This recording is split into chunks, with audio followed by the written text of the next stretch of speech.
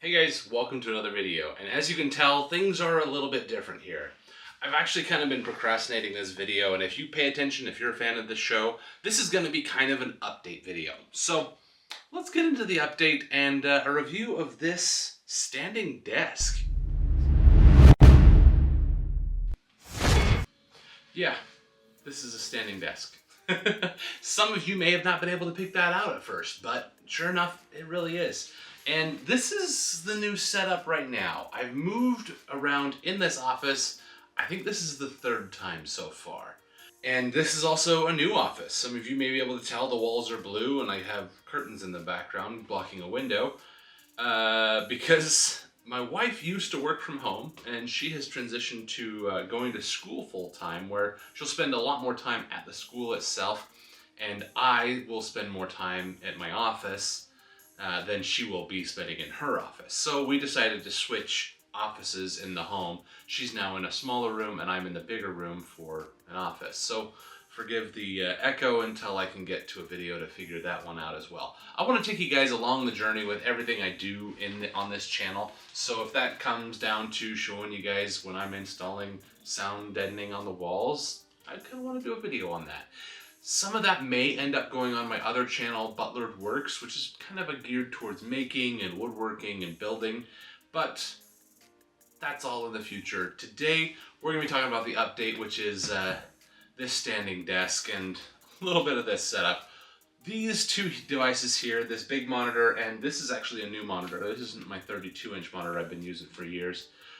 Both of these are new, and I will be doing review videos on them in the future. However, this video will mostly be geared towards this desk. Honestly, the hardest part was actually trying to get everything from one room to the other, because we have this super narrow hallway and just the two rooms, so we have to put more stuff in one room while taking stuff to the other room, and so there tended to be a lot of shuffling back and forth, putting stuff in here, but eventually I got enough room in here, because it is the bigger room, to assemble this desk.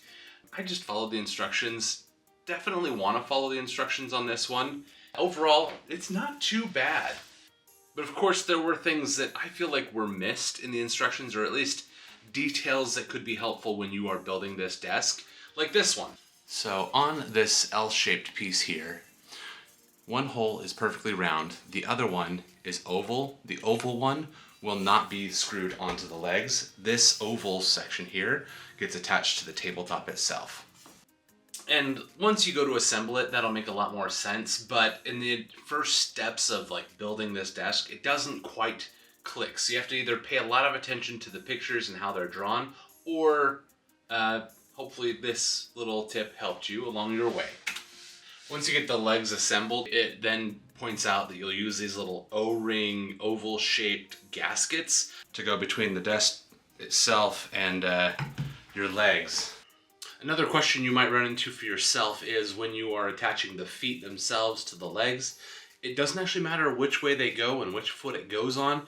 They are identical mirror images, so front to back, back to front, left to right. They are the same, so it doesn't really matter about the feet. You're good for that one, so you don't even have to worry about it. And then there was a section, once I had the legs attached to the tabletop here itself, I ended up pulling apart part of the legs so that I actually run some of the wiring inside of the tubing of the legs. I thought that would be nice to keep things kind of tidy, and it worked out. That ended up helping out a lot, being able to keep the cable management within reason. I feel like there's never like a perfect version of cable management. I see all these like cable management things online. You'll see like the pictures on Amazon. You got some picture of like just a spider web of wires, and then cut to like, oh, here's our option, but you only have like 2 wires. It's like, well, where did all the other wires go? Like, I still need to run a display. I need a mouse. I need a keyboard. I need a charging cable. I need, let's see, I got a second monitor. It's got to have power. Both monitors need power. Both monitors need display cables. And then I got to run power to my computer. I got USB cables. I got my SD card, like, I could keep going. There are so many wires connected. I don't know how these like minimalist ones are like, hey, our product takes it from 35 wires to 2. It doesn't. There's no easy answer to cable management, and I wish there was. You can do a lot. You can make it pretty tidy, But there's not usually an easy answer to it aside from like those super OCD electricians that'll run wires and like parallel and fancy stuff. I don't have enough wire for most things. Most of these USB cables are the ones that come on the device. You can't control how much wire there is, and sometimes you don't have enough to get it to do the cool design to stay all tidy, which would be cool, but not always reasonable, especially in like a home PC setup. I'm really getting off on tangents in this episode. This is gonna be a fun one. Stick with me, guys. Still in cable management, this kit does come with some cable management accessories. Like it comes with these little hooks here. I ended up not using either of them. It has two of these little black plastic hooks that'll screw in here. They provide the screws and everything for you.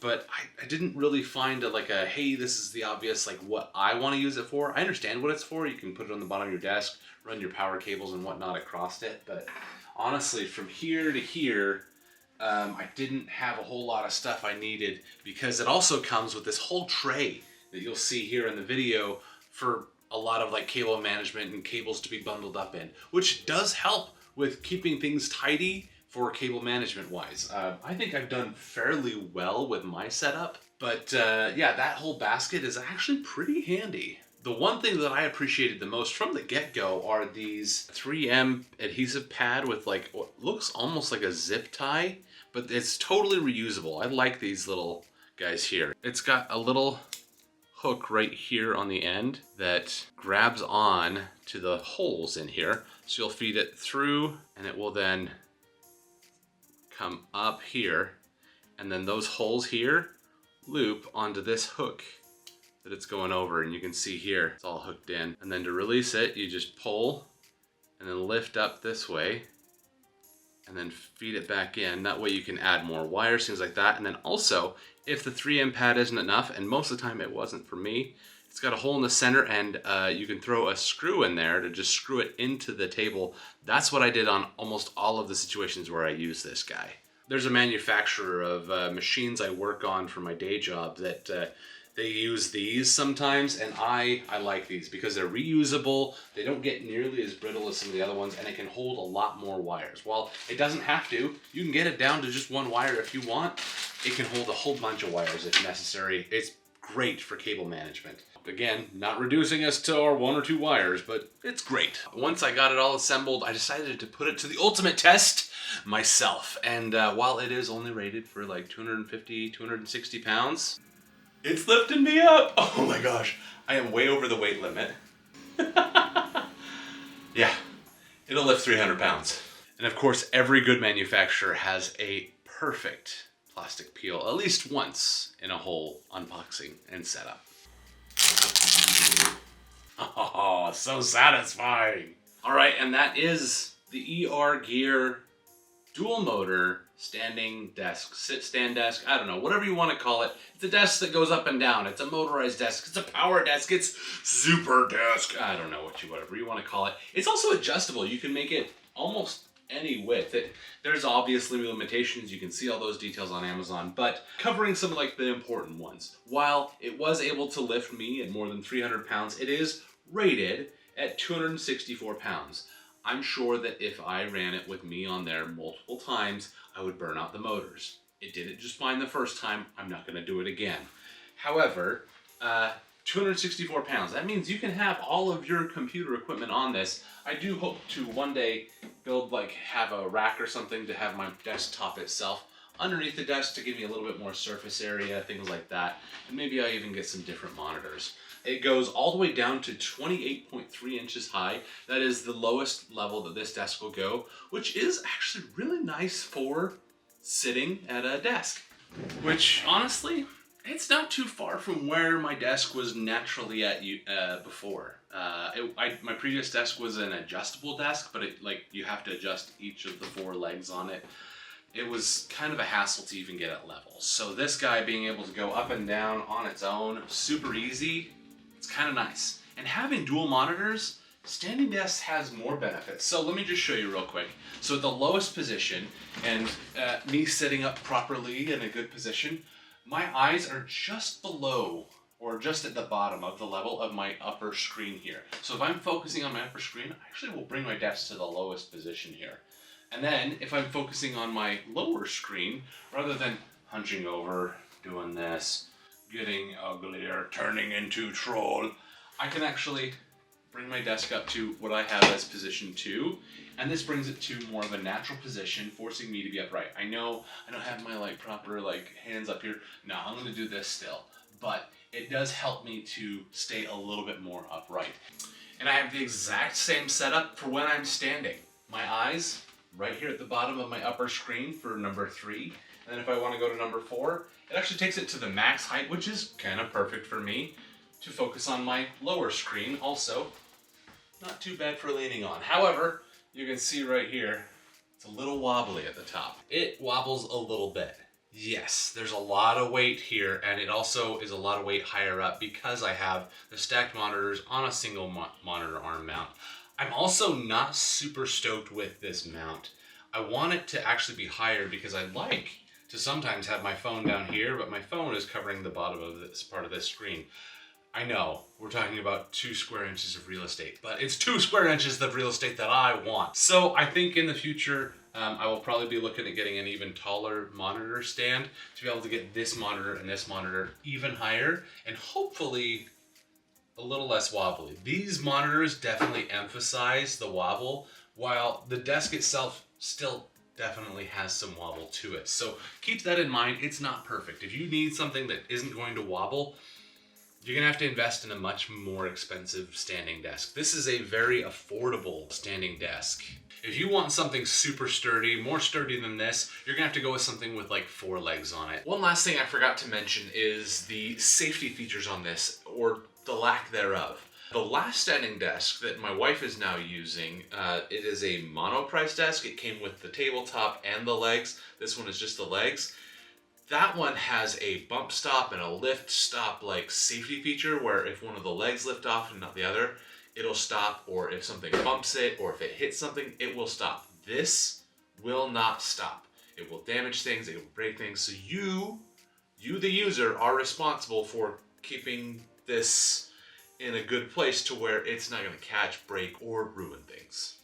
So if I grab this while it's going down, it's not gonna stop until it reaches the point where you told it to stop.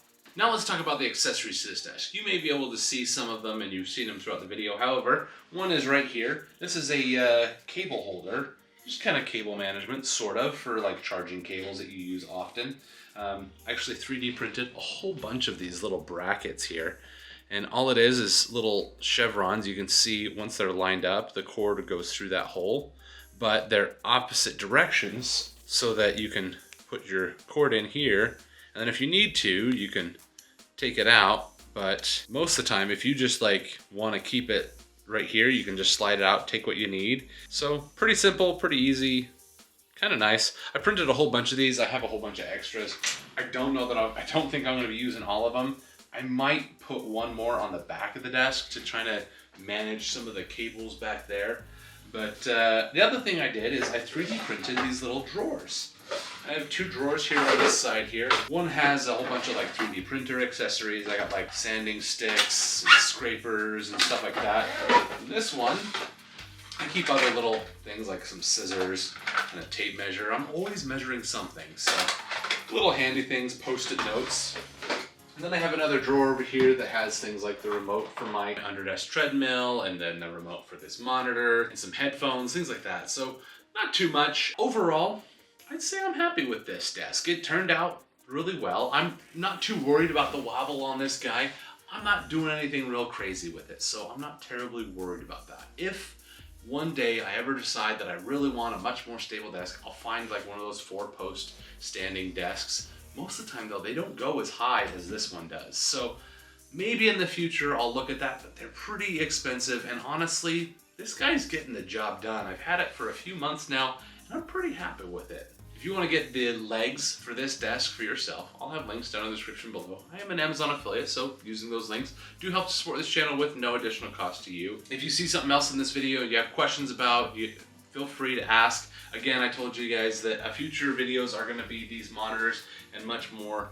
I think I'm booked out through the middle of the summer for videos I'm going to be trying to make, as well as large projects upcoming that are going to be on this channel and on my other channel, Butler Works. So make sure you're keeping an eye on that one there. Thank you so much for watching. Thanks for coming along for the ride and the update today. This is a more lengthy video, but thanks for sticking around. We'll see you guys in the next one.